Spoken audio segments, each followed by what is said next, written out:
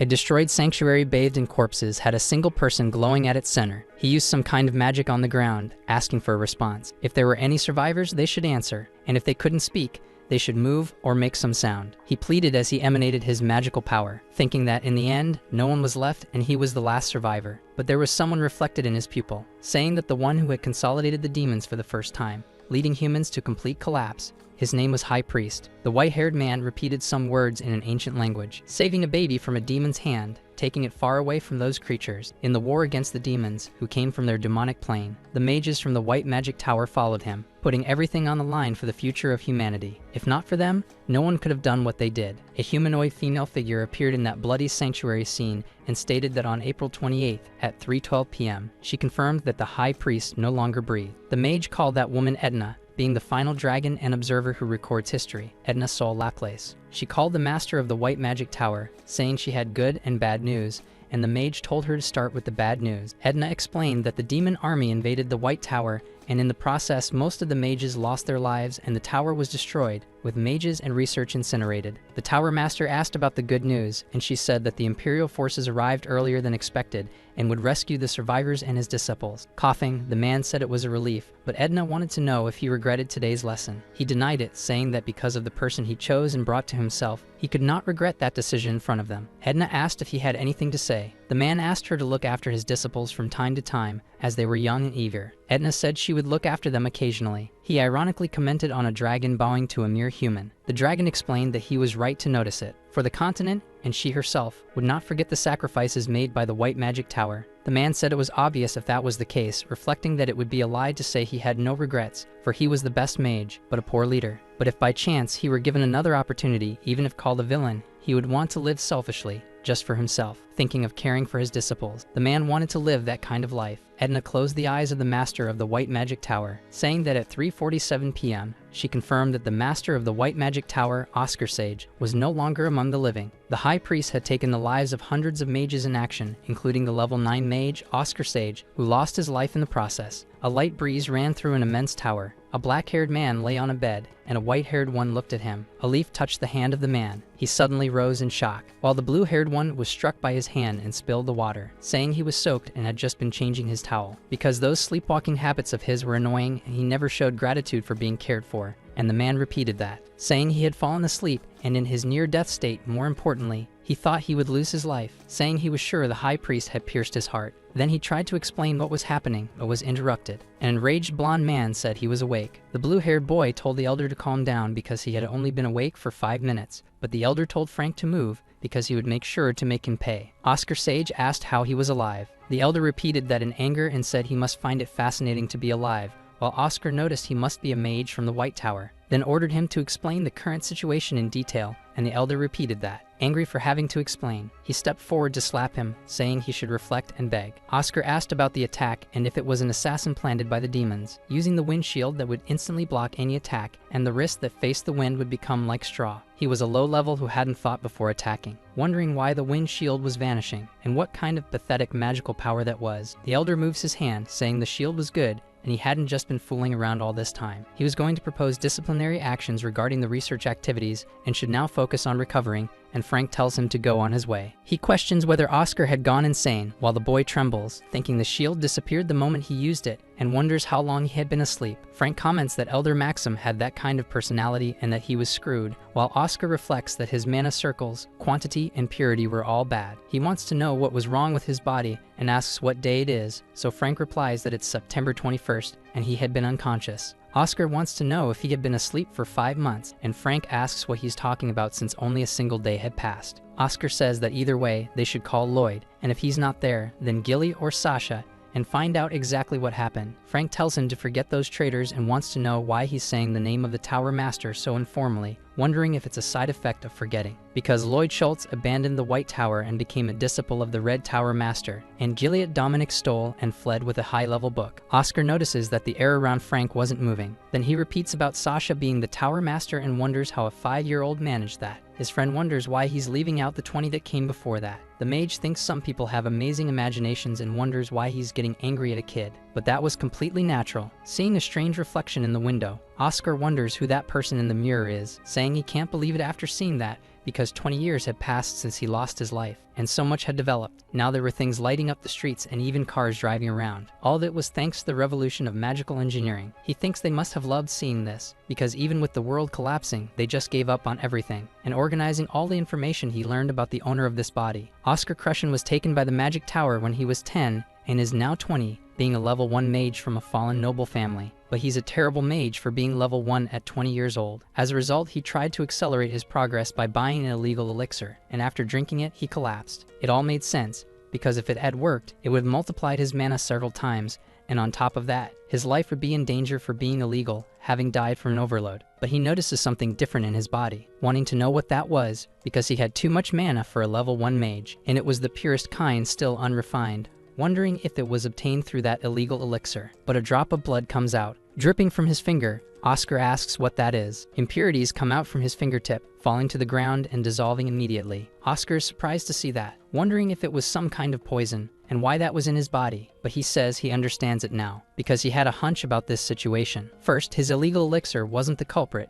because a proper elixir would be impossible to buy even for a high price. The problem was that Oscar didn't know there was poison in there after thinking about how much liquid had come out. In other words, he didn't lose his life from overload, but from poison. And that level of poison was way too high to have taken the life of a level 1 mage, and if it hadn't been him, it would have been hard to trace it. Clenching his own fist, Oscar stands up and says he doesn't know who was playing with his soul, but as a result, he had a second chance after thinking about this before losing his life. A selfish life for himself, and that wasn't a bad start for it, saying that as payment for Oscar Crushen giving this body to him, he would avenge him. On the outskirts of Surin, someone reports that they got news from the shop. Their boss asks to be addressed formally, and the subordinate apologizes, but the boss just wants to know the news. So the subordinate says that the shops were destroyed from the inside by a mage, and the boss slams his bottle on the table, asking who did it. He explains that the mage was looking for the person who sold the elixir, and asks if it could have been Oscar Crushen, but the boss denies it, saying he was just a theoretical mage and couldn't have done that. The subordinate asks what they would do if the White Tower decided to investigate, and his leader questions whether he doesn't remember who ordered them to do that to Oscar. He was wearing a White Tower ring, made for a mage from there. Oscar asks what kind of stupid thing could be so obvious about where they came from, and the subordinate quickly turns around, asking who that was. The young man appears at the window, heading toward them. He reflects that he searched for the scent spark in the vial, and that more people were involved than he had thought. His boss asks if he really destroyed his shop, and Oscar confirms that he did. But he was interested in what the two were discussing, asking them to continue their conversation. The boss says he thought Oscar would pretend not to hear anything. He orders his subordinates to take Oscar's life. The man charges at Oscar, drawing his sword, while the mage says that if that's the game they want to play, he won't back down, launching a gust of cutting wind toward the subordinate. The attack left cuts on his body. His head gone, Oscar thinks he can't believe that was all it took. The boss shouts Bart's name, pointing a weapon at Oscar and calling him a bastard. He fires 3 projectiles at the mage. Oscar comments that this was a bit interesting, using a wind shield since he detects no mana, and he wants to know what principle is being used to produce such power. The boss yells that he stopped the bullets, and Oscar asks about the name, because it was intriguing and he would return it to him at the right time, repelling the projectiles back toward the boss. They strike his chest, stomach, and leg, making the man fall to the ground while cursing him. Oscar approaches, stating that all sounds in the room have been blocked, so no one will come to rescue him. The boss asks how a mere level 1 mage could cast a level 5 silence spell, and Oscar says he used a sound link so that noises wouldn't escape, but he would appreciate it if he answered his questions and wants to know who ordered the attempt on his life. The boss tells him to stop talking nonsense, but is interrupted by a kick to the face. Oscar comments that his pride is worth more than his life and that it wasn't bad. He then receives some sort of spell on his body. He starts feeling immense pain all over. Oscar had connected the wind to his body, and it felt like thousands of needles piercing him from the inside. But he says he doesn't like playing with people's lives, so he should just talk. The man begs him to stop, saying he'll tell him everything. Oscar agrees and lifts the spell, ordering him to tell everything he knows about the patron. His boss says the patron gave him an elixir and some money, instructing them to sell to Oscar at a low price, which they accepted. Oscar asks what the man looked like. The man says he was wearing a hood, so he couldn't see his face, but he was definitely wearing a White Tower ring. Oscar questions this, thinking it was probably a strategy to deceive the man, but the boss says the man had a unique scent, like a fresh, clear mint, and that's all he knew. Oscar asks what he would have done after taking his life, and the boss says it's been hard for the White Tower since it was removed from the 4 main towers, and he doesn't know if they'll investigate. Oscar asks what he's talking about, and the boss wants to know if it wasn't something he was supposed to know. The mage uses the excuse that he forgot after taking the elixir, and the boss tells him to get the documents. He looks for the documents inside a drawer. He hands them over, saying they were the relevant documents. Oscar thinks that starting with the White Tower, April 28th was marked as the White Night because the High Priest lost his life, and among all the towers, it was the worst and would have an important announcement on the White Night. Oscar reflects that the White Tower didn't have advanced magic, as he remembers Edna's documents warning to prevent something like that from happening. He tells the boss to list the businesses of the 4 main magic towers. The Yellow Tower of the West controls electricity and opened a great era of magical engineering, contributing to the creation of revolutionary items. The Blue Tower of the South contributed to drinking water, agriculture, and potions. And the Red Desert Tower of the East joined the military ranks, helping with monster suppression missions. Oscar asks about the White Tower. The boss says they do deliveries. The mage is baffled upon hearing that, asking if he meant deliveries like item deliveries, and the man says that the mages of the White Tower can fly and have an advantage in delivering items quickly. Oscar asks what that ridiculous thing he was hearing was, thinking that the mages of the White Tower fly high in the sky and rule over it, being seen as symbols of freedom and bravery compared to dragons and eagles. Oscar asks who came up with that absurd idea, and the boss says it was the current head of the White Tower. The mage reflects that it must have been his own brats. He asks about the agricultural industry and drinking water, and if potions weren't supposed to be the greatest source of profit for a magic tower, and why the Blue Tower had taken over that. The man says the Blue Tower monopolized potions, and Oscar remembers that the White Tower used to be the greatest but lost everything when the methods were burned. So the boss explains they now sell water at high prices and bring rain to drought-stricken areas. Oscar questions why people are buying pure water, and the man explains it's a recent madness of the rich. The mage complains that they're acting like clowns for a few extra bills and could just drink from the well, reflecting that the magic tower can't compare to the other towers, and it's true that the business growth of the others was bigger. The festival would be their last chance. The boss reminds Oscar about his body, and the mage thinks he's losing his life due to the shock and the blood he lost. Oscar reflects that they gave some useful information and wonders whether he should save him, saying that arson attacks people, traffics illegal goods, extorts money, and even commissions assassinations, and that he's basically walking garbage, jumping out the window without saying anything. Oscar walks off, telling him to be a good person in his next life. At dawn in the White Tower, he enters a room, saying he's tired, but can't believe he's exhausted just from using basic spells and wants to know what kind of body this is, and whether in his current state he could use that magic. The magic that made Oscar Sage the greatest mage in human history, the Wind Archive. But it disperses, and he says he can't use it yet. He needs to improve the condition of this body first and start with a scan spell, because he needs to read more information about this body simultaneously. His memories were a mess, even though Frank gave him some info, but it was crucial to learn more about Oscar Crushen if he wants to save this body. He was the heir of Count Crushen and the sole survivor of a disastrous mansion fire. The entire magical world recognized him as a premature genius, and expectations were high, with every faction trying to recruit him. In 6 years, he entered the Imperial Magic Academy, but achieved nothing but magical theory grades. With the extraordinary thesis he published, it was easy to prove he was a genius, wondering how someone like that was still level 1. And that was because of misfortune, since he had mana deficiency syndrome, though he could have been a great mage capable of representing his generation. Oscar repeats about that syndrome, and if it's true, it makes sense that he's level 1, since he understands magic better than anyone but can't use it. Oscar says the scan is complete, telling it to confirm the results and noticing something different, since he doesn't have mana deficiency, and Oscar, impressed, says it's not a disease but that someone sealed his circuit. Mana deficiency syndrome prevents one from accumulating magic, and even with 20 circuits, someone with it can't get past level 3 because they can't establish a connection. So Oscar Crushen was a different case. His physical circuit wasn't innately twisted, it was bound deliberately by someone.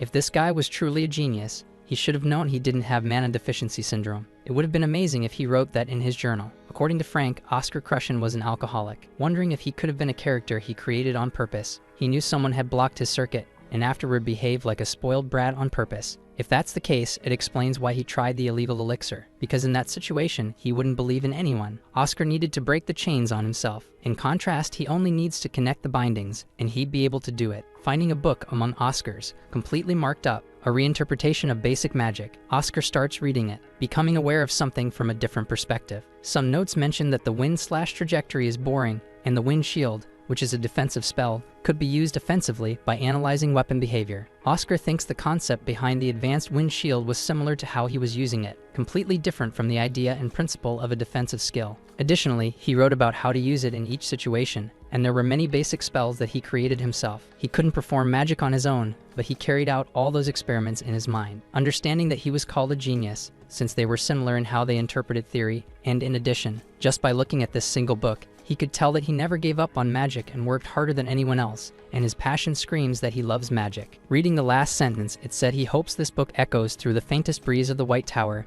being from a mage who was facing his greatest challenge. Oscar thinks that he was aware because he knew everything, but he did all of this alone anyway, repeating the name Oscar Crushin as he rises from his chair, thinking that he was a young mage who didn't give up because of his cruel fate and walked silently along a path alone. Sitting down on a couch in the room, Oscar swears in his name as the 17th master of the Magic Tower that he will untie the knot that he himself could not undo. Additionally, he will make those who broke his wings pay. Amid a greenhouse, Oscar walks, asking why he was going that way, reflecting that he remembers falling asleep from exhaustion after beginning to untie the knot in his physical circuit. But he hears someone calling for their master. Oscar Sage was sitting on the floor, meeting with his disciples. The young man thinks this was caused by that cursed dream. The demon of the Viscount of Nightmares had placed a curse, where every time he sleeps, he remembers the past. Honestly, he had hoped the curse would be lifted after taking possession of this body, but it seemed that the curse was tied to his soul, not his body, wondering if he could be lucky, since the dreams about his students hadn't changed and weren't just emotional pastimes. The children say what the teacher would say, and Oscar confirms,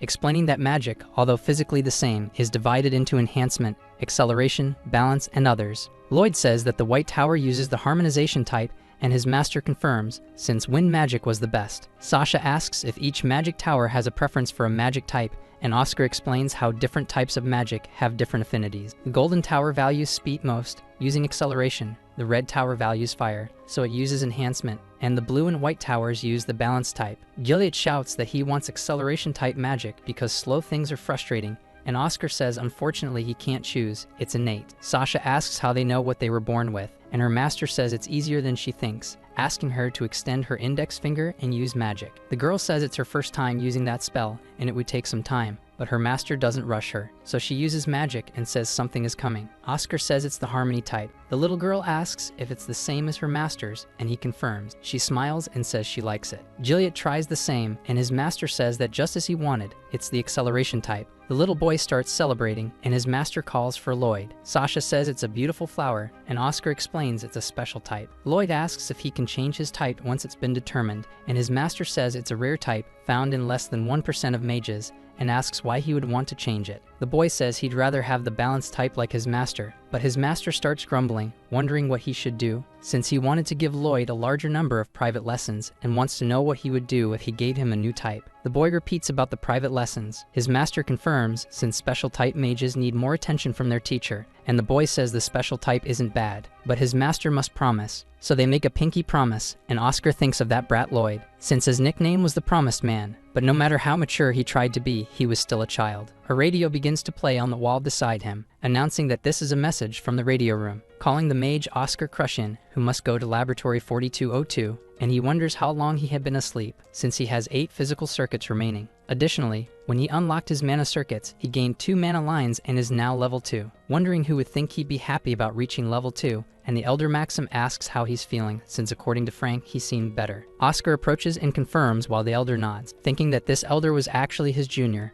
being Elder Maxim Bisk, 45 years old. Oscar reflects that Maxim entered the tower many years after him, but now he was old and an elder. Still, he was honest and diligent, so he would have a good future. He used to follow him, calling him senior, and later master of the Magic Tower, which Oscar found cute, working hard because his magic reflected his former age, and Maxim asks what he was laughing about, but then says he received a report about Chief Gordon's family and was acting as if his boss was losing his life. Maxim asks if he has anything to say about that, but Oscar denies it since he doesn't know the reasons for his death. However, it had been because he tried to take Oscar's life. The elixir had been poisoned and there were commission bribes for his assassination. Maxim asks if that's why he did it. Oscar confirms, saying he tried to talk but they tried to kill him, saying that money was completely legitimate. The book contains the contract proving it, and Maxim says he understands, since it was in self-defense. Oscar says he's grateful but asks a personal favor from the Elder, saying he'd like to meet the leader of the Magic Tower, and the Elder closes his eyes, saying it's not difficult since he's supposed to have magical discussions with her. Oscar thinks he used to discuss magic with Sasha,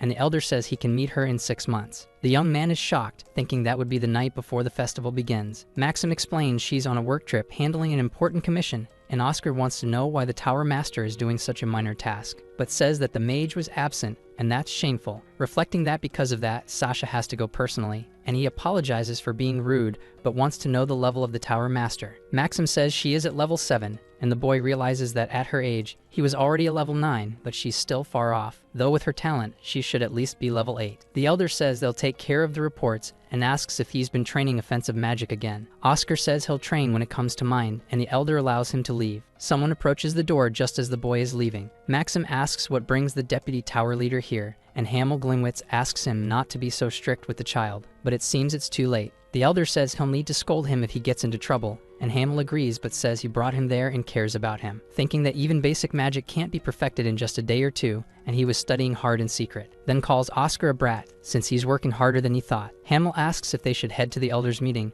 as Fidelina was waiting for them. So Oscar goes up to the 10th floor and walks, thinking he saw his students in his dream and wanted to go there, saying the place felt empty as a gardener approaches. He says it's young Master Oscar, while the boy asks who he is. The gardener introduces himself as Wilter and says he manages the facilities of the magic tower. It seems the rumors about Oscar losing his memory were true, as they used to talk a lot. Oscar asks how far those rumors had spread, and questions what he means by young Master Oscar. Wilter says he has worked there since the former tower master, Oscar Sage. The boy is surprised to hear that, saying that's a good way to differentiate them and he'll start using that too, then asks if he can still be his conversation partner. Wilter thanks him for the offer, but says it'll be hard, as he's leaving the tower soon. The boy asks what he'll do, and the old man says he's worked there for 40 years. He served under 3 masters during his time, and his colleagues always changed, but he was the only one left in his department. The reason he stayed so long was because the former master, Oscar Sage, said something at his ceremony, saying that everyone living in the tower was needed. Oscar coughs, and the old man says it seemed amusing, but from that moment on, he worked believing he was a true member of the White Tower. The boy says it wasn't really funny, and the old man thanks him, saying that either way, he'll be leaving. Oscar asks what he means by that, but the old man says that, as the young master knows, the tower has been struggling recently, especially with the facilities. The finances are not what they used to be. Next month, he would have worked there for 40 years, and Oscar asks if it's about the long service reward. All tower members, except mages, receive a long service medal and a monetary reward in their 20th and 40th year of service, so he would receive 200,000. Wilter says that the current tower doesn't have the money to pay that, and to do so, many people would have to risk their lives to complete commissions. He can't accept thinking like that, because no matter what people say, this place is his second home. Oscar thinks he didn't know it was that bad, but he thought the Azure Tower was doing strange things for money, wondering who he was to underestimate their work, since they had learned how to earn a lot of money and were ahead in history. On the other hand, he has only titles. War Hero, Savior of Humanity. These were honorable titles, but they haven't brought rewards to the towers in decades, and so he is called out by Wilter, asking why he was clenching his fists so tightly. Oscar asks when he plans to leave, and the old man says it would be in 2 weeks. He asks the young master to go to the infirmary and apply medicine to the wound. Oscar says he hopes he can continue being his conversation partner, because the old man doesn't need to leave. He's sure he'll make it happen, thinking he needs a method to make a lot of money so this never happens again. Oscar then wonders how he would do that, since all he thinks about right now is research, reading, and commissions, but it would be a problem if payment takes too long, and he's still just a level 2 mage. Therefore, he needs a job that pays a lot, and potions are his only option. Noticing something different while reading the newspaper, he thinks about what he had seen. In the Vice Master's office, Elder Fidelina comments that they can't ignore this time because it was fraud, while Maxim says it was wrong, but the Elder interrupts and asks what he means, and the old man says that the culprit is reflecting on it right now. Fidelina asks if he plans to let him go, since stealing is a habit that only gets worse, and Maxim asks her not to worry about it, since there's not much to steal from their tower anyway. The woman complains that he refutes everything she says and tells him to put the boy in isolation, but the old man refuses because it doesn't make sense to put a level 1 child through that. Hamel says that, just as Elder Maxim said, isolation training could be a bit harsh, since it would be nothing but a disturbance to the child's life. Instead, the boy should pay 3 times the money he used, and the elder asks if just 3 times is enough, and Hamel decides to move to the next topic of discussion, saying that they have very little money and need to make a decision soon, since they had many unused facilities, and if they sold the potion production equipment, they could live well for at least 3 months. Hamel says he won't allow that, and the woman calls for the Vice Master, but he says it's a magic tower, where mages come to study magic and share knowledge. so there's no fresh air in a sealed room, and they can't sell their future to satisfy today's hunger. The elder asks if they even have a future, because they've been waiting for it for 20 years, and Maxim shouts her name. The woman tells the vice master to be honest, because even if there were a genius of that level to save the tower, he wouldn't come to them. Hamel tries to say something but is interrupted. The elder turns and asks who they are, since they're in a meeting, and the old man tells him to come in. Oscar greets the elders and introduces himself. The vice master asks what he needs, and Oscar suggests something, because he wants to start a business, and the elder shouts about it, because he's hilarious, having stolen research funds just a few days ago, and now the mage wants to start a business. Oscar says he found an article while reading old newspapers and says that the state of 20 is in quarantine due to a terrible flu outbreak. Hamel comments that he saw that too, and people say it must be Cadena flu, which is terrible news if it really is that flu. Currently, there's no cure for Cadena flu, and in the past, the White Tower had the vaccine, but the recipe was lost 20 years ago. Oscar says that's right, and the Azure Tower, which is dominating the potion market, could replicate it, and he wants to start that. He says he wants to sell Cadena flu vaccines, since the White Tower had a monopoly in the past, and he wants to experience that. Fidalina says there was no need to listen to him. The Magic Tower and the pharmaceutical company invested tons of money in labs, but no one had been able to replicate the vaccine for the next 20 years. But a 20-year-old brat thinks he could do it. Oscar says everyone failed. He was a 20-year-old young man, but still, he was a genius above all. Fidalina gets irritated, saying he took 723,000 coins and another 25,000 for illegal medicine, while a farmer earns 20,000 a year after taxes. But he was a genius, with no idea what to do with money, yet Hamel interrupts, calling out to Elder Fidalina, saying Oscar was there to propose an official investment as a mage of the White Tower and knows she's in charge of finances, but she was being rude. The woman apologizes for that. Oscar says he was wondering why she hated him so much, but it made sense, as she was the treasurer and he hadn't done anything for 2 years after all. But he says he's sure about this and asks the woman to consider it, thinking that the owner of this body and himself are different. Hamel asks if he's sure it's Cadena flu, and Oscar confirms, asking him to take a look at page 2 of the newspaper. The elder reads that Archbishop Baldwin changed his plans for the pilgrimage, and Oscar says he'd stay in Surin for a month to request blessings, which was strange. Spending a month in major cities, the El Terra cult worships the mother of the planet Terra, and there were 7 archbishops considered worthy and incorruptible. But reality was far from that, since it took lots of payments to become cardinals, saying he remained in the state to visit the pilgrims for a month, but only met with nobles and merchants to get money from them. Surin was a big city in the past, even though it kept getting smaller. Maxim says he was right and that the reason must be the prayer for blessings. Oscar says that's why it was even weirder they were praying for arid lands, and as everyone knows, the El Terra pilgrimage route had already been chosen: Surin, Mosk, Melbourne, and Greenwale. But after that, they were supposed to go to the state of Vence. Oscar says the Archbishop stayed in Nox for a month before coming to Surin, and if he's not mistaken, he'd also spend a month in Mosk, and so on, asking if it didn't seem like he was trying to avoid visiting Vince as much as possible. Because if an incident happened during the pilgrimage, the people of El Terra would say they angered the goddess, and that was the word of an archbishop. Maxim comments that Baldwin knows the flu is Cadena, and asks if the disease was taking too long to calm down, and Oscar says that's how it's been interpreted. The elder woman says it's a good analysis, expected of a theory mage, but that's all for now. Hamel says he understands what he's saying, but he can't sponsor him officially, since they can't find other mages to do it. Hamel says he'll invest his own money personally this time. The elder woman shouts about the Tower Master, and Hamel says it's fine, since it's just 30,000 coins, and asks if it's enough. Oscar repeats that, thinking it's not enough, not even close, heading to the potion production room, saying that now he has to go with plan B. He would make a simple vaccine with money and get more from the Archbishop. He was the only one in trouble now because of Cadena flu, so it would be easier to get money from someone desperate. Now it was time to get ready. Noticing something strange in front of him, a red potion was coming out of the flask. He says now is the time. Finally, after finishing, he says it wasn't bad at all. He thinks they say a true master always maintains his class, but he made an energy drink just for practice and was worried it would go wrong. Frank yells that his back is going to break. Oscar asks if he found all the medicinal herbs, and Frank says obviously, and wants to know if he had anything to drink, because he felt like he was going to faint. So the young mage hands over the energy drink and his friend thanks him, saying it was good and warm, and asks how he made that one. Oscar says the condition of the ingredients was excellent, and Frank says he picked the best ones, and the seller was mad about it. So the mage says with eyes like his, he could be a merchant instead of a mage, and the guy says he was thinking about doing that when the tower goes bankrupt. But Oscar punches the ground, saying he couldn't hold back the urge to do it. Frank asks what he should do since Elder Fidalina asked him to help. Oscar thinks she's awful in front of him and mentions starting to move those ingredients, thinking he didn't need an assistant. The current White Tower was full of problematic children, even if talented, and they would get lost along the way. But if these children could grow, they would contribute a lot. And one of them was Frank Sirius, and he assumes he was a perceptive person, but he was getting curious about this kid, as it was the perfect time to confirm it. Frank says they were buying those herbs, but they were poisonous, being lilies of the valley, red camellias, ghost mushrooms, and myrva leaves. Oscar says that just because they're poisonous doesn't mean they can't be used as medicine,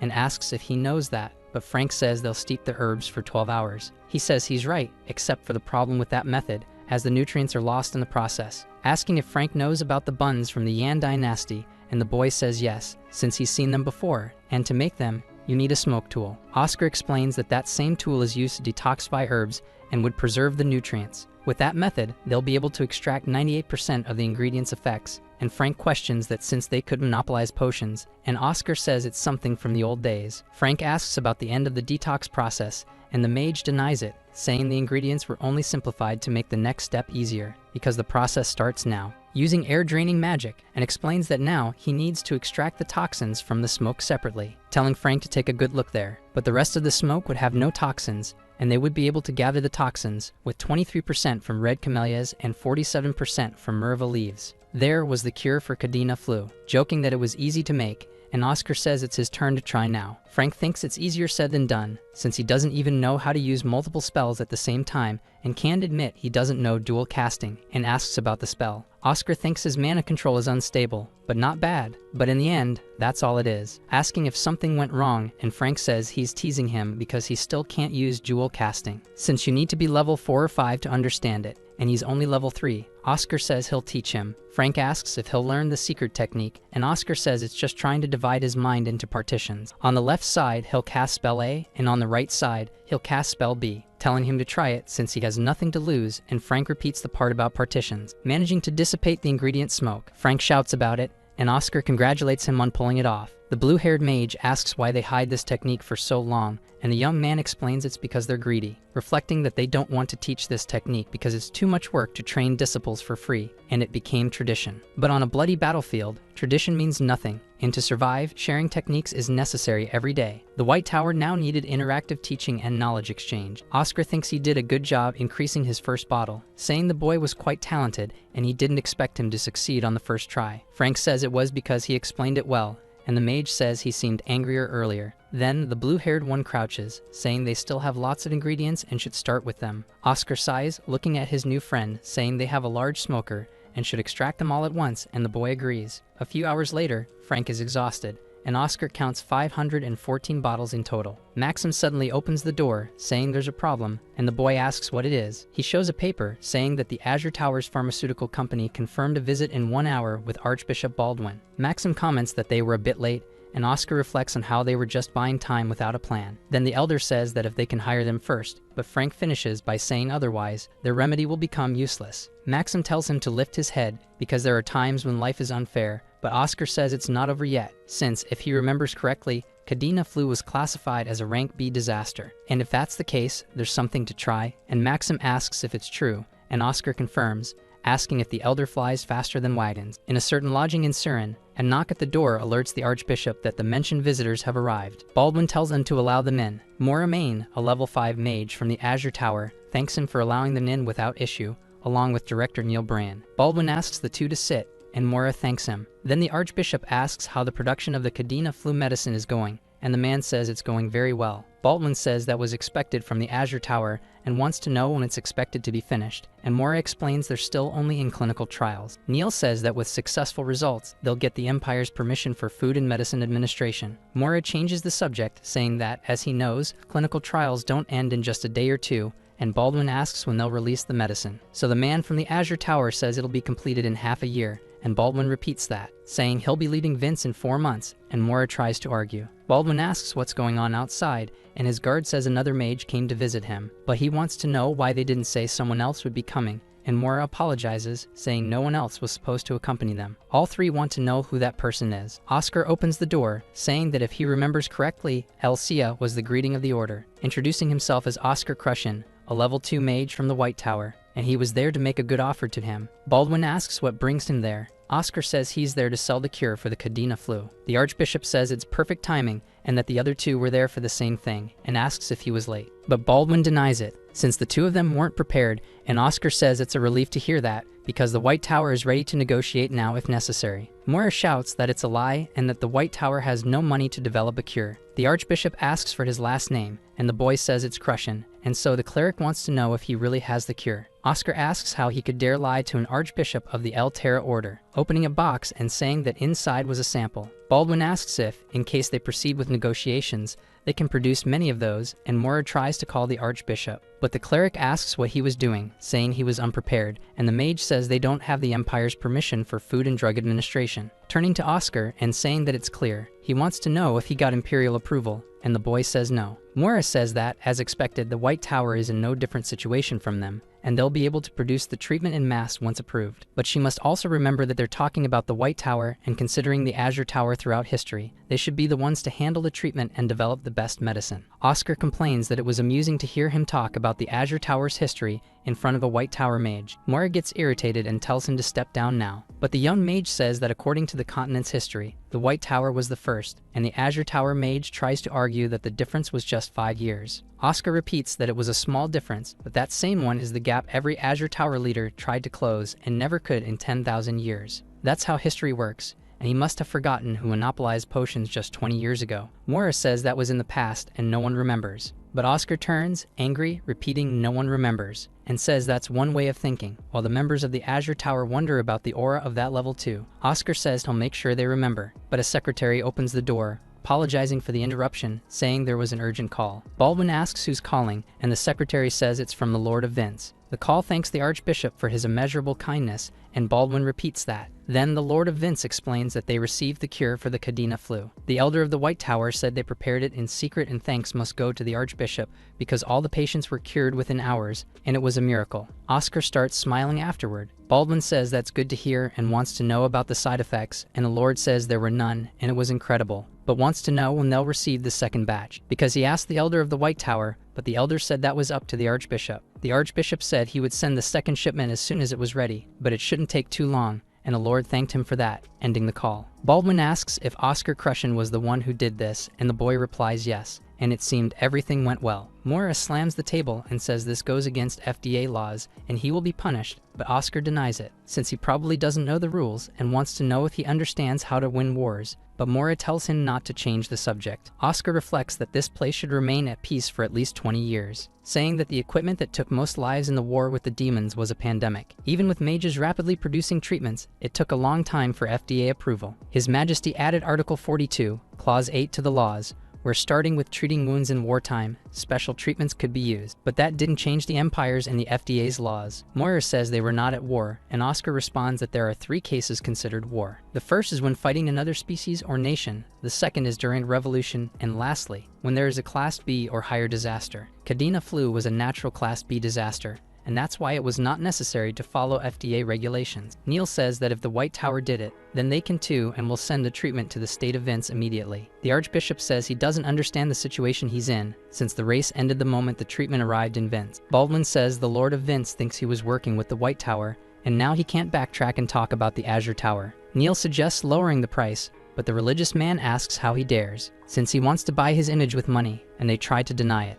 But the man says that's enough and doesn't want to hear anything else about it, and they both must leave immediately. Moira angrily gets up right after. As he walks out, he says he'll make Oscar pay for this, while the mage thinks he's acting like a villain from a book, responding that he's right, and that he registered the patent for the treatment and vaccine with the palace. Moira turns around in anger, and the boy tells him that if he wants the treatment, he'd better pay the licensing fees to the White Tower, otherwise he might as well throw out their potions. At that, the level 5 mage grits his teeth, leaving through the door completely furious. Neil bids farewell to the Archbishop, nods to Oscar in greeting. The boy feels something strange. As a certain scent passes through Neil's body, he remembers the boss talking about a unique scent, since it was refreshing and clear like the smell of mint. That was all he knew. So Oscar looks toward the door in disbelief, and the Archbishop starts to laugh, asking the boy to sit down, saying they could finally talk, because they would now discuss the price first, as the Azure Tower and Newtek had asked for 2 million coins. Oscar smiles, saying if they want to, then they'll get just 5 million. The Archbishop bursts out laughing, asking if he's serious. A few hours later, at the White Tower, someone asks what that was. The Elder, astonished, shouts that it was 10 million coins, repeating that amount while Oscar smiles. Fidalina hugs him and thanks the brat, and Maxim says he believed in him from the start. Hamel says it's amazing and wants to know what happened, since not even the Archbishop could afford that much. Oscar says they were additional fees, and the master asks about that. Then the young mage explains about commercial licensing fees. Hamel asks about it, and the boy confirms, saying the White Tower's official announcement could be a revelation to quickly prepare the antidotes. But because he's aiming for the position of Cardinal, after receiving a revelation from Mother Earth, the title of Archbishop could be appealing to him. Oscar says he liked that, and he wanted to pay 1 million coins for the contract, and in return he said he would send the vaccines and antidotes within a week. Hamel says that's incredible, because the disciplinary action asked for 3 times the value of the stolen funds, but he brought back more than 400,000 times that amount, saying that disciplinary measures would end there and asking if anyone objects, and Fidalina agrees. So the Vice Master says that if Oscar needs support, he can come to him, and the boy says they need to bring in level 4 or higher mages as soon as possible. Hamel agrees because she's going to go out looking for volunteers and asks Elder Fidalina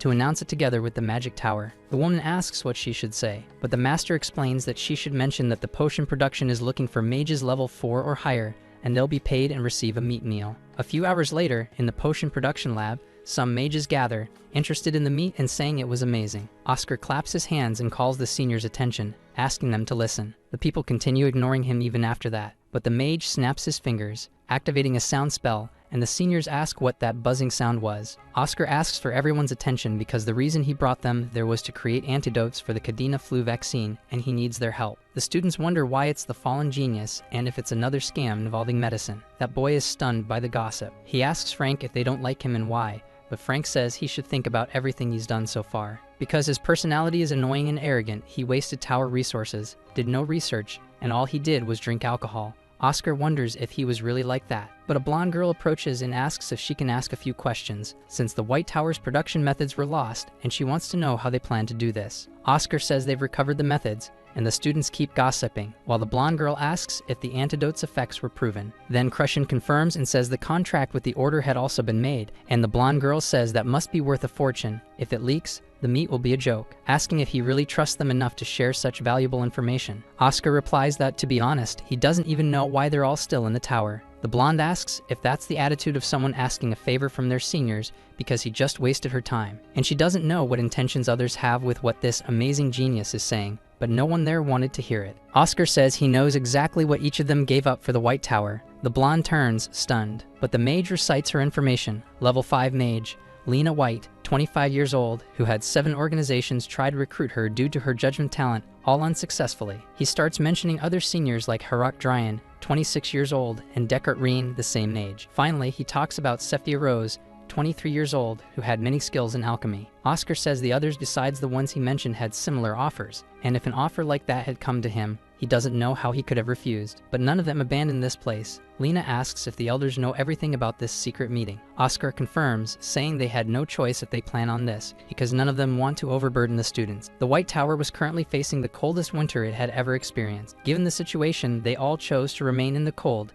If he can't believe in people like them, he wonders who he could possibly believe in. But if they didn't like it, there was no reason to help. Frank complains that he's pretending, but Oscar continues saying that level 2s have to work. His friend yells that he's talking about him, and Oscar tells Frank to hurry up because he only needs 2 of them to get started. Lena stares at the boy while putting on a visor. Then she coughs and steps forward, and asks if she should just put on those safety goggles. Harak asks what they need to do to start, and Sephia tells the others to get started already. Frank says he must be dreaming if he thinks Oscar convinced people with just words, and the mage says it wasn't that bad. But he likes to mention in advance that the meat won't be pork, and the students start guessing whether it's chicken or rat. The mage says it'll be beef, and everyone cheers in celebration because of it. And so the vaccines and antidotes were created, reaching 140% of the original goal. A week later, Oscar walks through the greenhouse but notices Petals on the ground, wondering if it's something that old man Walter did, because he must have come back, and he's sure Hamel found him and brought him back. Then he starts reading a newspaper while sitting at the greenhouse table. It says the territory of Vince announced the end of the pandemic 2 days after the Cadena flu antidote,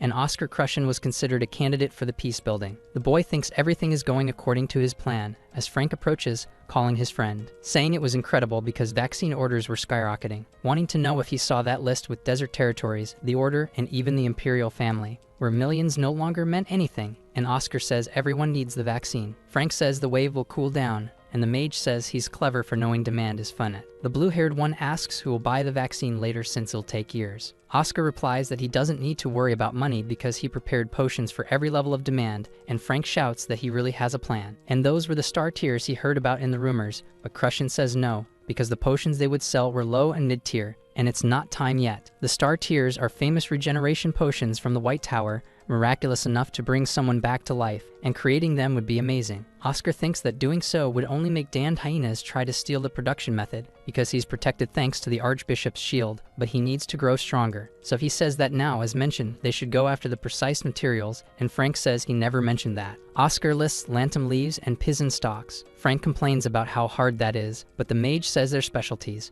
while the blue-haired one disagrees, saying that hasn't been true for a while, and that it's been some time since the herb fields disappeared. Frank complains that Oscar must be crazy because he really came all this way not believing him. The blue-haired one complains that they're walking when there's a carriage, but the young mage says the carriage doesn't go that far, and they should wait just a bit more. They've already walked 10 miles and are almost there, and Frank asks why he's using a unit that doesn't exist anymore. Oscar asks if they no longer use miles, and his friend says distances are now measured in meters since the war, and pounds are now grams. Crushin thinks they changed pounds too, and they were harder to calculate, but doing all that made it more fun, and he enjoyed miles and pounds while they lasted. But Frank says there's a cabin ahead. Wondering if anyone was around, an old man opens the door, asking if they walked all the way there. Frank says yes, because the carriage only brought them to the entrance, and Oscar wants to know what that was, as a carriage full of men in suits approaches the cabin, parking in front of the flowers, while a man in a suit asks the old man if he's ready to sell his land today. The old man steps out of his cabin angrily, walking up to the suited man, wondering if it wasn't time for him to stop being an idiot, and the old man replies that not unless he's offering them Israel Castle. Devor Pavel, the businessman, says that acting like this was cute only in the early days, but if he lives like that,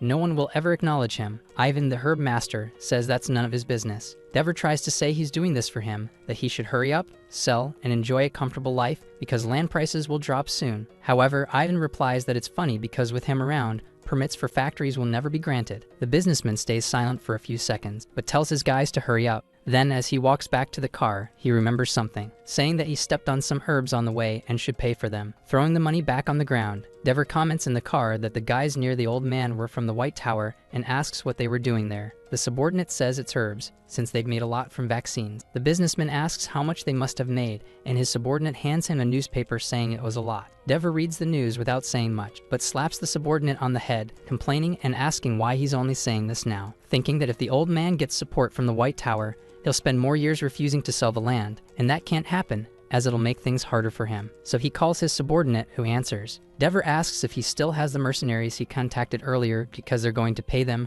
and his subordinate asks which team was commissioned, since they might have recognized them, but the man slaps him on the head again, saying they just need to take the old man's life and mark him as missing to claim the land, thinking that it would look a little suspicious, but he also has backing, and his subordinate asks what if the White Tower stays at the herb farm. Because if the 4 main magic towers get involved, it'll be much harder to handle Ivan. But Dever asks what could possibly happen, because the phrase about the 4 main magic towers was old to begin with, since the White Tower was turning to dust. Frank lies down on the grass, saying the old herbalist was a good person for letting them stay and sleep there since it was late, and also fed them. Oscar agrees while smiling at the starry sky. Remembering Ivan saying it was late and they should sleep there, Frank asks if it was okay, and the old man replied that he had loyalty to the White Tower to uphold. Oscar thinks about that, but the blue-haired boy asks who it was before, and Ivan answers that it was a bastard named Dever who threatens and even takes lives. 3 years ago, he started buying everything on that land and got it all, except for Ivan's area, and many people left the city. Frank asks what the purpose was,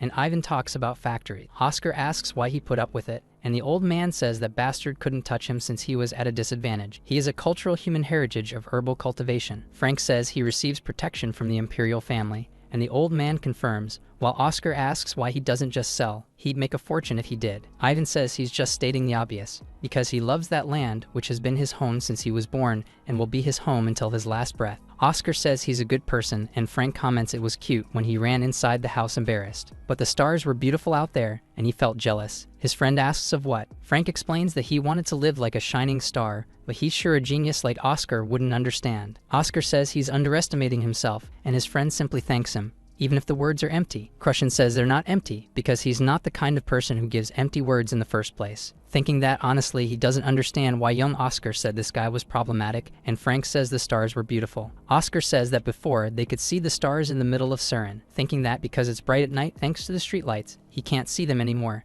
and it's a kind of inconvenience for romantics. Frank asks how long it's been since then, and wonders if Oscar could really revive the herb industry in Surin. Oscar says it's not impossible, they just need to talk about the details with Elder Ivan. He senses something different in the aura of the place, suddenly standing up, while Frank asks if he saw a ghost, but Oscar says they're people, 4 of them, to be exact. Frank says he didn't feel anything. Oscar reflects that for someone at Frank's level, with good mana sense, not to notice them means they have bad intentions, and tells his friend to get up to meet the visitors. A man blows a bubblegum bubble as he walks forward, asking what happened, since they were definitely refused when they should have taken the old man's life earlier, and Dever was a coward. An old man asks who cares, if it pays they do it, and the man says the old man is famous in the north and even has a bounty, but he was being passive. Then a man in a red jacket approaches, saying that's enough talking, and they shouldn't let their guard down. The shooter, Jack Gang, says there must be mages, while the old man says it's a relief if they're from the White Tower. It would have been harder if they were from the others. Then the green-haired man spins his key, asking if they should go in. Thinking it was quiet and wondering if the old man was already asleep, he goes to the bed thinking it's boringly easy,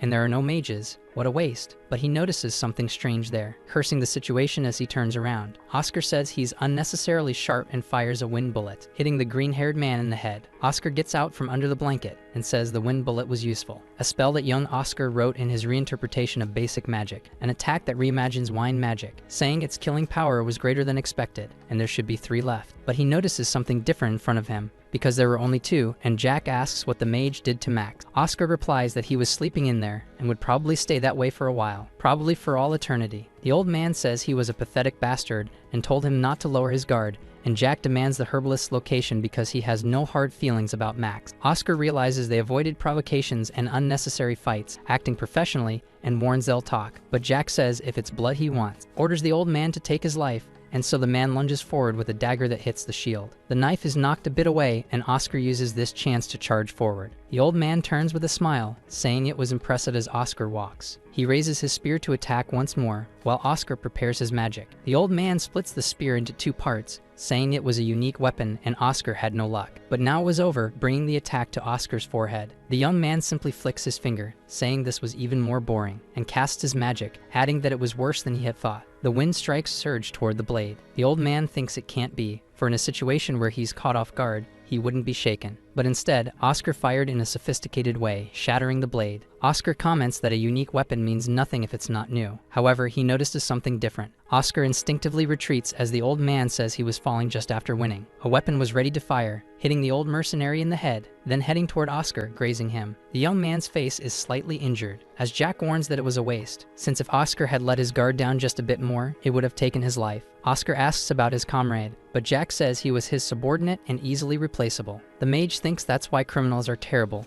and asks what that toy was. Jack says he'd be sad to call it a toy, since it was very expensive. Oscar says that acceleration, enchantment, and penetration were 3 spells imbued in the weapon. The redhead asks how he knew that. Oscar says that's why he couldn't block it. Jack says he's arrogant, but talented enough to back it up, asks if he'd like to work with him, saying the pay is good, and Oscar declines while standing up, because he thinks his head would start itching, and Jack says that's true, but there's no more need for conversation now. Oscar hides behind fences, wondering what kind of condition the former master of the magic tower was in, since he escaped the named weapon. Since his wind bullets are slower than projectiles, the battle was at a disadvantage. He only had half his mana left, and the only opening was the window of time while Jack was reloading, since after firing his bullets, he had to reload, which took 1.4 seconds. The man walks across the field wondering where the rat went, and Oscar says he has only 1 bullet left to end this in 1.24 seconds. So he uses acceleration magic to dash toward the man. Jack turns to the mage, saying he really was fast, but a human can't defeat this trinity, then fires against the young man's windshield. Jack says it's over, but his projectile curves around the shield. Oscar continues advancing toward the man. Jack wonders how, since he shouldn't be able to dodge that bullet with acceleration magic, wondering if it was because of the shield. While the young man points his hand toward the man's forehead,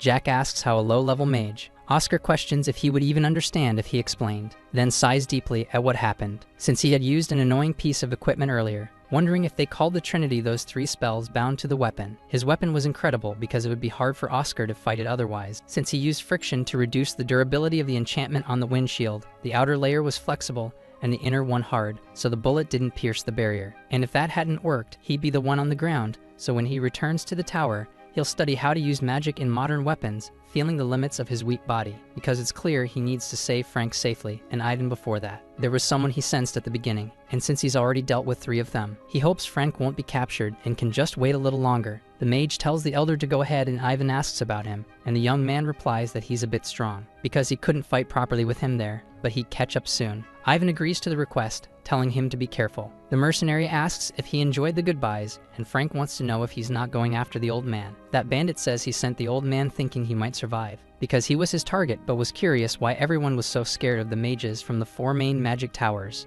Then he draws his sword, saying he wanted to take the mage's life first. He leaps forward. Frank fires a few cutting wind blasts at the mercenary, but they are deflected by a slash of the man's sword, who says it was too easy. He then tries to strike Frank's chest, telling him to do something fun, asking if that's all a mage from the 4 great magic towers can do. He notices something strange, as the sensation of his sword piercing something was absent. There was something odd, as Frank grabs the sword, delivering a wind slash just below the man's neck. He falls to the ground as Frank apologizes, saying his constitution is a bit different, with a strange sound in his chest. Frank reacts with surprise as the body hits the ground. Oscar watches the fight from afar with his weapon, thinking Frank was a special kind of mage, and that was the god of wind, which allows Frank to turn any part of his body into wind. Since physical attacks don't work on him, this kind of ability can't be beaten without magic or aura blade. He'd only read about this in books, and those memories were from the 7th master of the tower, a special mage who had that innate magic. But he never thought Frank could have it. This caught his attention. Frank asks when he got there, and Oscar congratulates him on the good work because he was worried. But he asks where Ivan went for Frank to be so triumphant, and the young man remembers the old man, asking where he was since he should be back. Oscar reflects that if he trains Frank properly, his ability could be stronger than dozens of high-level mages, so he tells him where Ivan's energy is coming from. The old man thanks both of them, saying that if it weren't for them, he wouldn't have seen another tomorrow,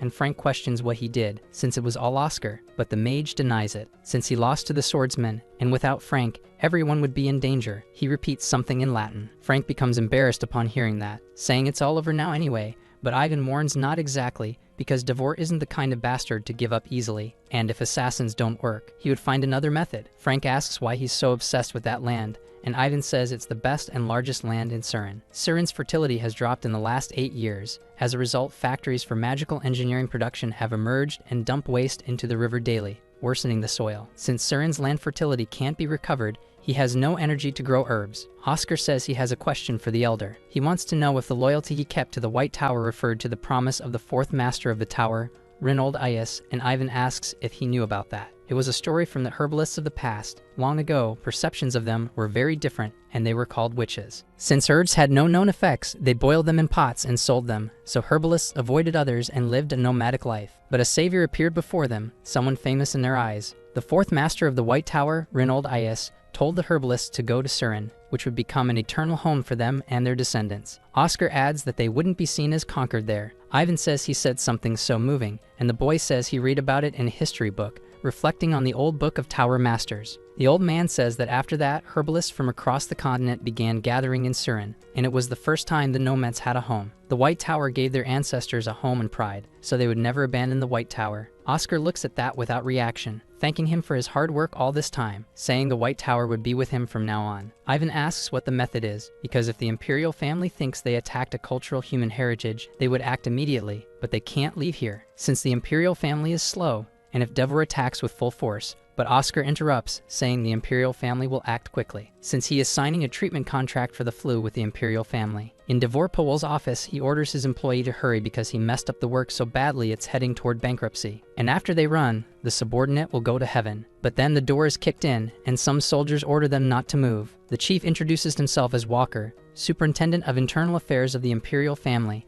and says he must be Devor Powell, for he was being arrested for attempted murder, robbery, attempted illegal acquisition, and damage to cultural human property. Devor says they got the wrong person and that he was a decent man, but Walker tells him to shut up because they would be the ones to judge that. The man in the suit thinks he can't handle this alone and that if he could contact that person, he'd be able to escape from there. He asks if the guard would give him time to smoke his cigarette. Walker stays silent for a few seconds, then orders them to put him in handcuffs and take him away. Dever says he's making a mistake because they don't know who's behind him, and Walker replies that he really doesn't know. But the one behind him is the Emperor, asking if that person is more important than His Majesty. Then they take the cigarette from Devor's hand. Walker smokes a cigar, saying that bastard criminals had good taste, and his subordinate says he has a question. He wants to know who the guy was that got them moving on a date like this, but Walker just says it was an order from above. Since their Emperor truly loves the White Tower, and this was an affair between adults, he doesn't know why he loves them so much. If it's true they're heroes, but it's been 20 years already. If you release a bird with broken wings into the sky,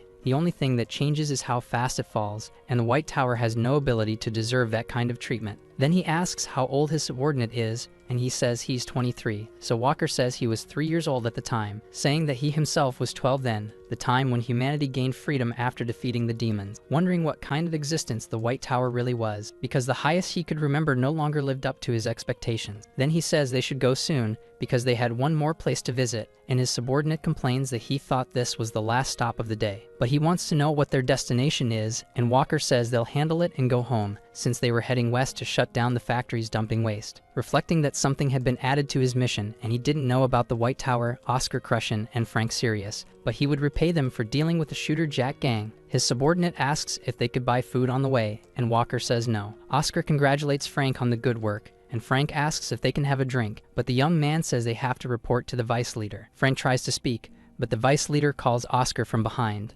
leaving the blue-haired boy stunned, saying he had something planned, and then suddenly walking away. Hamill says he saw Frank, but maybe it was a mistake, and Oscar replies that the vice leader was right, but he left to do something important. The old man says it must be something urgent as usual, and the young mage solved something big again this time, because he hears the report in his office and Oscar says he was already on the way, so they decide to go together. In an elevator heading to Hamill's office, Oscar wonders if something was wrong. Hamill asks if he heard anything from Frank. The young man says no, but wants to know if something is wrong, and the old man explains he received a message from the Sirius family saying they would take Frank back. Oscar asks if he already agreed to leave the White Tower. Hamill says they'd already finished speaking with him, but he still didn't know the details about it. A knock on Frank's door makes him ask if it's Grank and tells them to come in. Oscar asks who Grank is to the young master of the Empire's largest trading company, and Frank complains that he heard everything. The mage asks if he was going to leave the White Tower, and the boy apologizes for not saying anything earlier, but he needs to return to his position and help the company until he gets married. Oscar asks if he's started dating, and Frank says that apparently she's a good person from a good family, and she's pretty so it's fine, but Oscar says that's not the point. But if he's really okay with giving up on magic, Frank asks what he could do since that was his only talent. Honestly, he thought he was special, but he's one of the weakest in the magic tower and at least could become the head of the snake. But since that's not the case, he already knew, because he can't stay there and understands his family's perspective about returning. But Oscar calls Frank again. He asks why he's calling him so strangely, and if it's because he called the tower weak, but Oscar says he's talented, warming Frank's heart upon hearing that. He thanks him for hearing that from a genius while on his way out, and Oscar asks if he wants to try to become the head of the snake, but someone enters the room and calls for Frank. The man asks if Oscar is his friend, saying he'd give his brother 5 minutes to hurry and meet him, as he'd be waiting, so he can continue with his goodbyes, but Oscar asks how much. He wanted for Frank to stay at the tower. Grank asks who he is to say that, and Oscar introduces himself, making the man recognize him as the mage who made the medicine. So he introduces himself too as Grank Sirius, the older brother of that fool. Oscar says he was going to make an offer, but Grank says he's reckless, and that he heard Oscar was a genius, asking if that's the reason, and how bold he must be to try to make a deal with the Sirius family, and Oscar replies it wouldn't be a loss for either side, since he would turn Frank into one of the best mages in the tower in just 2 years, and in the long run, it would be a huge benefit for the family. Grank repeats that and asks what the penalty for failure would be, and the mage says he'd give up 50 years of profits from the Cadena flu vaccine to Sirius. Then the older man asks if he has the authority to do that, and Oscar states he's notable to the vice master of the tower. Grank asks if the reason was because Frank was worthy or just due to friendship. Oscar answers that it was obviously because he is extremely talented, since he plans to restore the White Tower's reputation in under 5 years, and this was only the beginning. And to do that, he needs Frank Sirius because he is necessary in the new White Tower he envisions. Grank says he's young, but for a merchant, there's no reason to avoid an enemy's foolishness. but he would add one condition. Oscar says his offer was already good, and Grank agrees, but says there's something he forgot. Since human merchants value trust more than money, and he won't make deals with anyone until they prove themselves. He has a level 5 knight as a guard, and tomorrow the boy would fight him, but Oscar asks if he knows he's a level 2 mage. Grank states that as a condition, his guard can't use the key sword, so the young mage thinks he won't give up easily since there's a strategic marriage at stake. Then the older man says goodbye until noon, but if Oscar doesn't show up, he'll take it as a surrender. Oscar thinks that even he would struggle against a level 5, and Frank asks what he'll do since he could cancel if he says so now. Since his brother is saying he'll knock him out for being weak, but if his friend is too embarrassed to ask, he'll go with him. Oscar says he could do that since a level 4 mage could, while Frank complains about it, asking how he plans to reach level 4 in one day, but his friend says it's impossible for himself. But it is possible for a level 3 mage to reach level 4, since his brother didn't say he had to win the battle himself, only to prove his skill, so he would show it, calling out the name Frank Sirius, because he would make him a level 4 mage if he fought in his place. In the training room of the tower on the 40th floor, Frank complains that he doesn't know how to do that in one day when he couldn't in years, and Oscar says it's possible, since he must keep his body in a natural posture, close his eyes, and circulate mana through everything. Oscar says it looks good, touching some points on his friend's body, and saying those areas are lost when he circulates mana, and because of that, the magic level drops, and Frank asks if all geniuses see this, and wants to know if he could level up by improving that, but Oscar says it didn't matter with his level, as most mages didn't even care. But those in the less than 1% called archmages did care, so starting today, he would train every morning, explaining everything he should do to improve his mana in his circuits, as it should be as natural as breathing, and Frank asks if that's all he has to do, but the boy says no and tells him to show it now. The magic he used in the herb field fight, Frank says he can't. Oscar thinks he didn't trust him, but his friend denies it, saying it wasn't about trust, but because he was afraid of that, and his friend repeats it again. Frank explains that he almost lost his life using that magic before, since he became more anxious as an adult, but because his family would mock him if he didn't show results as a mage, he thought he could do something others couldn't replicate, saying that if it wasn't just a part of his body, but his whole body could turn into wind, then he would become incredibly strong. But it was a reckless thought, because at first he thought it worked, but then he noticed something strange. His whole body was turning into wind and disappearing. It was a failure, and after half of his body turned into wind, his mana went out of control. He screamed for someone to save him. If it weren't for the Tower Master passing by, he would have lost his life and even his existence, and the feeling of his soul being shattered into millions of pieces. He never wanted to feel that again. Oscar says he used it on the hill, and Frank warns that it activates automatically in dangerous situations, but it was pathetic, and Oscar disagrees, saying he shouldn't think like that. Most mages face problems like that, and the solution is simple. In his case, his ability is to control his mana. He just needs to improve that, and Frank says mana control is pure talent. Oscar says that's true most of the time, but there's a way to forcibly gain that ability, then draws a circle on the ground. Frank asks if he's going to make a contract with a demon, but the boy says no, that they wouldn't come even if he called. He was going to summon a wind spirit to transplant into his body. Frank introduces himself to the wind spirit, asking it to embody purity within him. But nothing happens, and Oscar says his affinity with spirits is terrible. The boy says he felt a bit of wind just now, but his friend says it was just his sigh. Frank complains about that, and Oscar tells him not to be disappointed, because only a small number of humans have affinity with spirits. His friend asks why he shouted from the beginning, since if he can't summon a spirit, he won't control his mana,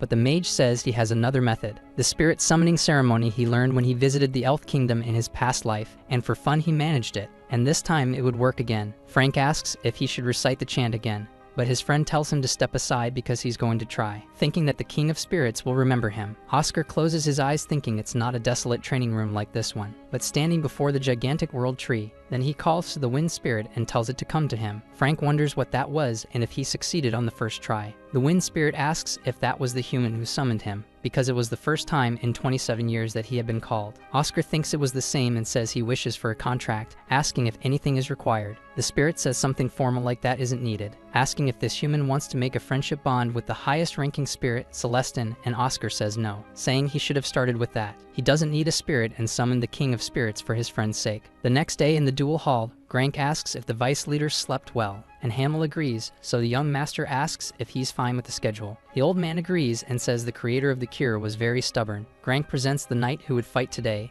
and the redhead says his name is Lasley Morgan, a level 5 knight, and Oscar introduces himself. Grank explains the content of the duel. It's a simple method where whoever removes the opponent's necklace first wins, and if they don't win within 5 minutes, it would be a loss for him. Oscar says that's fine and they would begin, so Grank warns that if he wants to suspend the duel, he should raise his hand and asks if he's okay with that outfit. The boy says it's fine, because he wouldn't be the one to fight. Frank stands face to face with his brother. Grank is surprised and asks what that meant. Oscar says he was told to prove his ability, not to fight personally, and that he trained his friend yesterday. The older brother admits it was his mistake not to add a condition that the mage should fight personally, but asks if he expected him to go easy on Frank. Crushin says no, he simply thought a level 4 mage has a better chance than a level 2 one, and Grank repeats level 4. Wasn't he level 3 yesterday? Oscar says that in order to make Frank one of the best mages in 2 years, he needs to show this much skill. Grank tells Laszlo not to go easy on him, and his knight agrees. Oscar pats Frank on the back and tells him not to be scared, because if he does everything he heard yesterday,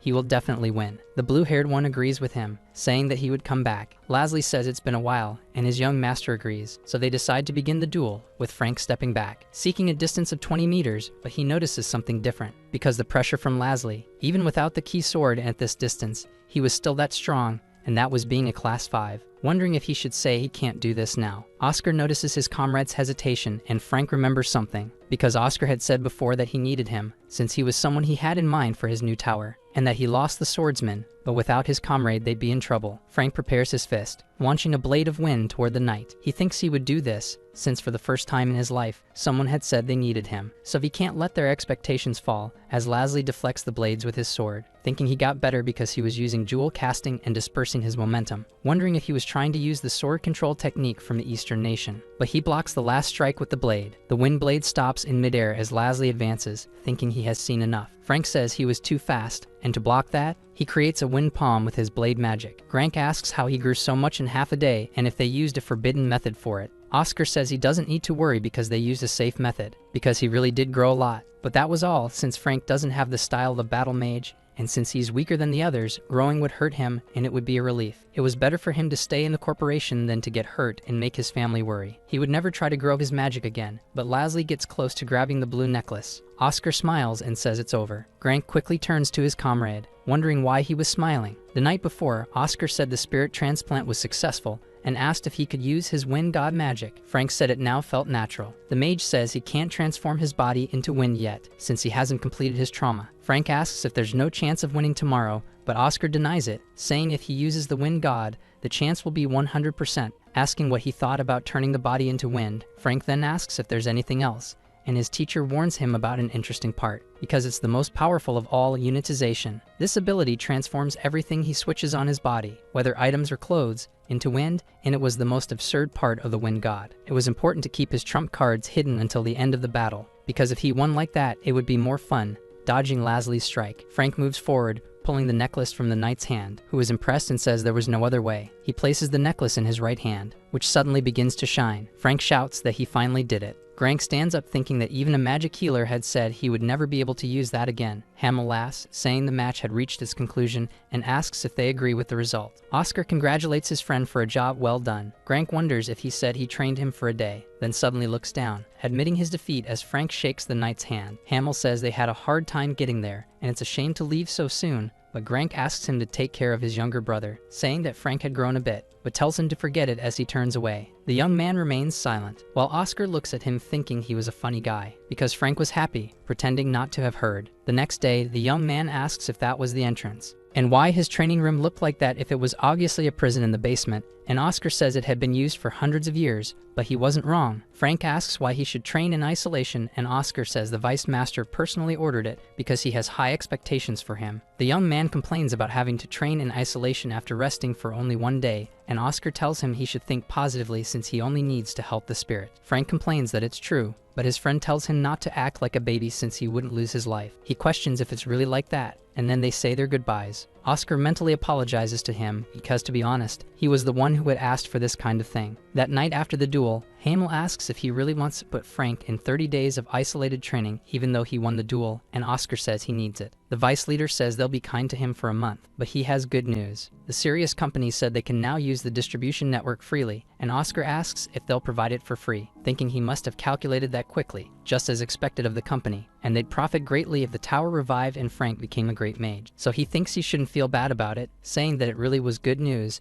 and Hamel says there's a second matter he wants to ask him. He wants to know if he'd like to give a lecture. Oscar says it's not that he couldn't, but thinking that Hamel wanted him to focus on the potion department for now. He asks if there was any reason the White Tower needed to grow strong in a short time. Hamel jokes that he caught on quickly and asks if he heard about the Night of the Mages, the day when mages from all towers gather, originally created to show their skills in harmony. The Emperor made that day to build bonds, but it was obvious that wouldn't happen since they only fight during the gathering time. Thinking that it was cancelled after a few years and wondering why Hamel is bringing it up now, and if His Majesty wants to revive the Night of the Mages. Hamel says he's right, and although it hasn't been announced yet, they'll make it public during the new year, and he feels something ominous coming from the Black Tower. Because if they keep aiming to be one of the 4 major towers, there's a high chance the White Tower will be attacked, and he's uneasy. Oscar says he'll do it, and Hamel asks about the change in his expression. At the Magic Tower's campus on the 36th floor, Oscar thinks the White Tower is trying to improve, and they're very arrogant, but at least it's a relief that Frank is level 4. The ceremony for a low-level spirit was a stroke of genius, and he's very grateful, thinking that a demigod might remember a mere human. On another day during a spirit summoning, the spirit asks who was summoning one of them to make a contract for others, and Oscar tells it to calm down, calling for Silafreon of the Silence, asking him to let them know that the white mage had returned. The spirit says he's bold for saying the name of the spirit king, but butterflies begin to form in the area. The spirit asks who he is, since he invoked the king of spirits with a single command. Oscar says that if he told, it wouldn't be fun, and asks if he can do this, and the spirit says the queen allowed a simple transplant without a contract. The mage says that was enough, thanks to her, but the spirit warns that she told him to remind Oscar to keep his old promise. The young man thinks she doesn't have to worry because he would keep it, and saved many families of the White Tower thanks to it. But he would repay it with interest, with a paper on his lecture about reinterpretation of basic magic. But before that, he needs to take care of his family. A man in a suit walks, saying he recognized many faces and thought they were all dead since the last time he saw them. Asking if the lecture was for level 3s, since he didn't see anyone above that, and his colleague asks if it's because it's a basic lesson and the higher mages are busy. A girl says it must be true that the White Tower has more money, and she heard the lecturer was invited by the Vice Master himself. That place was also under Imperial observation, and her colleague says the lecturer must be important and she can't wait. But one person tells them not to make him laugh. Since doing this in a lecture hall no one uses, this speaker was Dimian Proud, the only son of the Proud Nation. The girl comments that Dimian is being too negative, but the young man says it's an investment and preparing a lecture like the other magic towers wouldn't be about basic magic reinterpretation. Asking if he can't just look around at the 32 people there, since only one of the lower ranked ones didn't come, and it would be a great lesson as he said, so he was sure that the noble level 2 genius would also come, but something interrupts the conversation, silencing the room. The blonde-haired boy thinks he can't hear anything, and it was all this silence. Oscar walks into the room saying it was good to meet them, because from now on, he is the lecturer who will teach about reinterpretation of basic magic, Oscar Crushin. The students think the lecturer is a level 2, and Oscar says many are disappointed by the fact that he's the one presenting, thinking that he's aware it makes no sense for a low-level mage to be a lecturer, and he must feel guilty since he doesn't use magic. Oscar says if any of them have regrets, they can leave now, because they are no longer academy students under teacher control, but he has one condition. They must prove their ability, showing they don't need to learn this, and the time limit is 10 minutes, and within that time, they must say they won't attend his class, asking if it wasn't a truly simple test. The students complain because he made them unable to speak and was now telling them to do this, and it was a test because he was level 2, so it definitely wasn't silence, but it was also possible to solve it. In other words, he was saying that if they can't undo the spell and speak, they should take the class. Oscar thinks about their abilities since he intentionally left a few holes in the spell, but that didn't mean it was easy. When the hourglass was about to run out, he asks if there really won't be anyone. Dimian slams the table saying he managed to do it. Oscar thinks that boy was among the beginner mages. Being Dimian proud, Oscar congratulates him, and the boy replies it was easier than he expected because he tried to solve it slowly. The time ends and the spell is undone, while Oscar tells everyone to stay quiet because time is up and only Dimian passed. Dimian says it's clear and he doesn't need to take the class, and so the teacher agrees. The prince thinks he let him go so easily, and was honestly curious about what he would learn in this class. Oscar thinks he was still a child, and he could see everything he was thinking,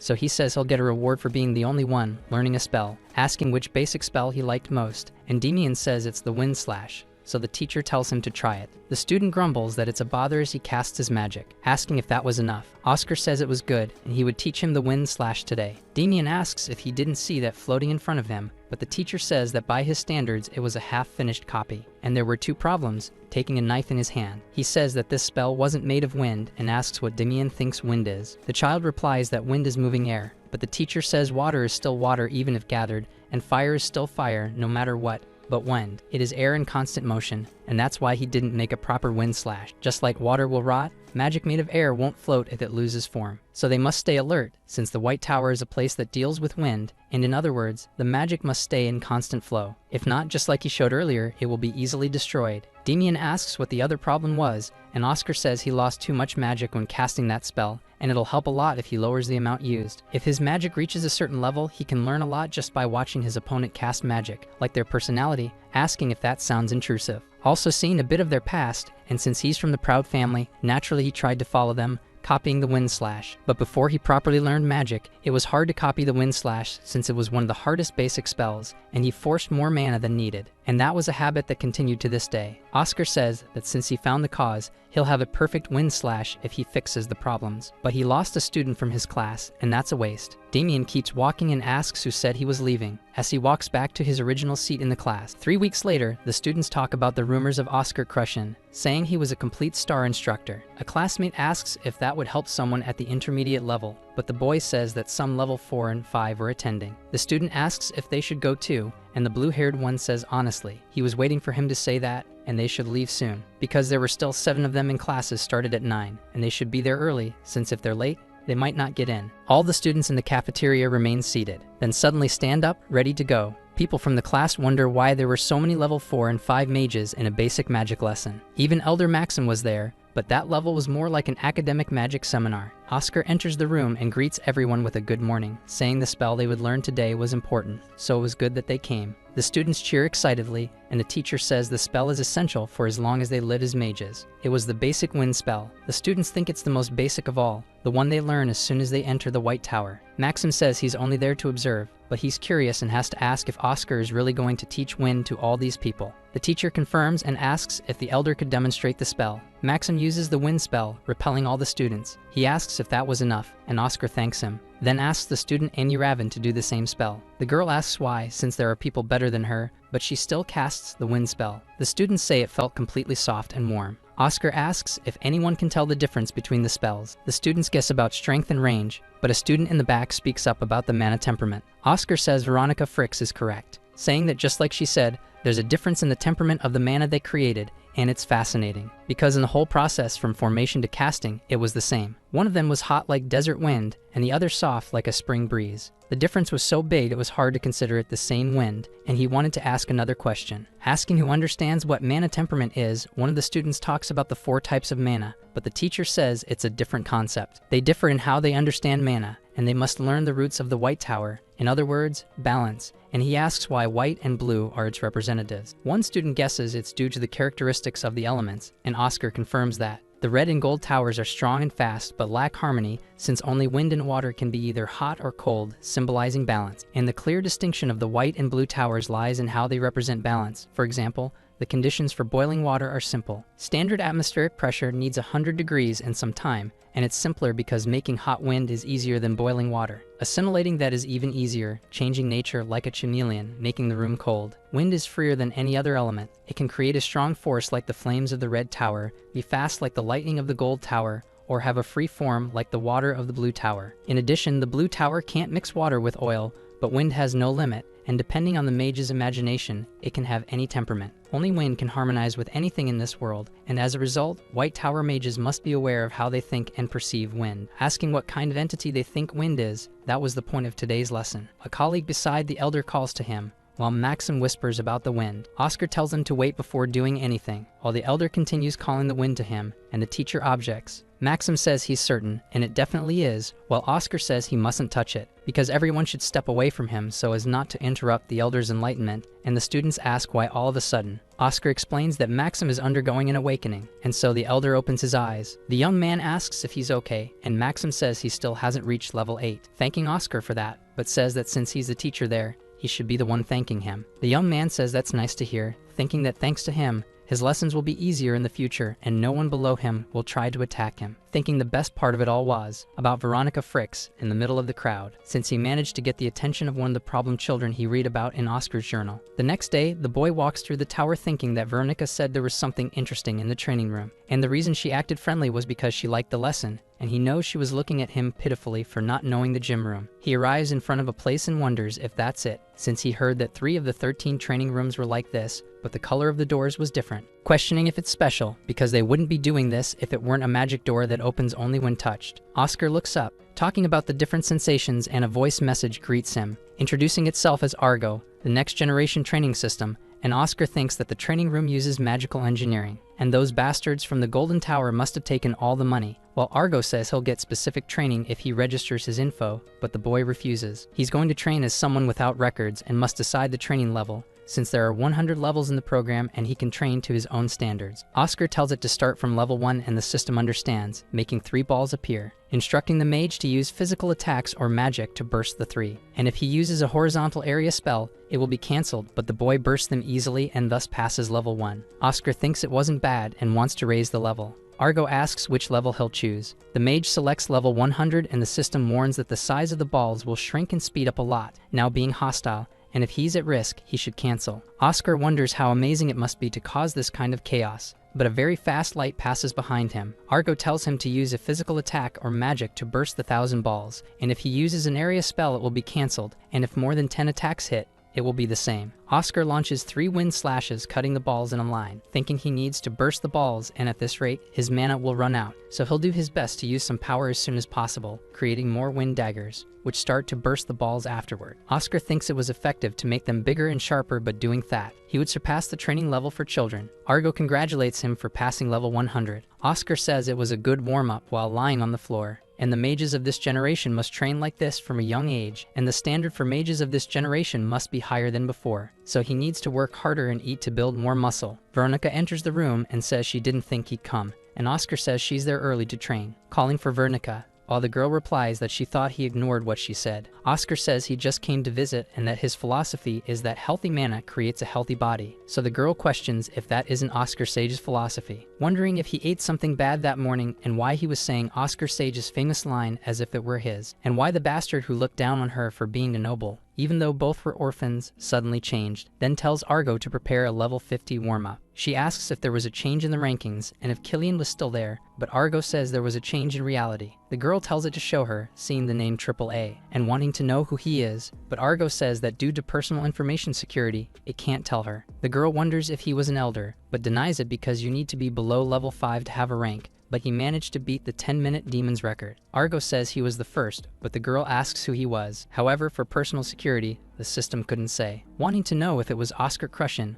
but Argo repeats the answer. The boy walks through the corridors wondering if he'll be sore soon, but he meets Elder Maxim on the way. Oscar greets him and the Elder says it's perfect timing because he has something to ask him, since Fidelina said the merchants aren't buying their potions and it must be the Azure Tower's doing, but as a member of the production team, he should know about it. Oscar walks away irritated thinking about those pathetic bastards and wonders why the coffee line was so long that day. A student comments that it was an email from the 1st to the 5th post, wondering if he heard since starting today, they were going to increase his salary. Oscar asks himself if they were delivery workers, and his colleague comments that they finally got a break. The mage reflects that deliveries definitely aren't a big market, because they must use many workers without making much money or gaining more power, and the only benefit was receiving ratings from the citizens. The red-haired delivery man says the elders were giving them food because they were working hard, which catches Oscar's attention. He politely asks them if, while making deliveries, they often bump into people. The delivery workers affirm it, since they need signatures on the container to prove they properly delivered the items. The mage says that was a big help and thanks them, running off. Hamel summarizes his student's information, asking if he wants to deliver door to door with people, and the mage agrees. The old man says that since the merchants weren't operating,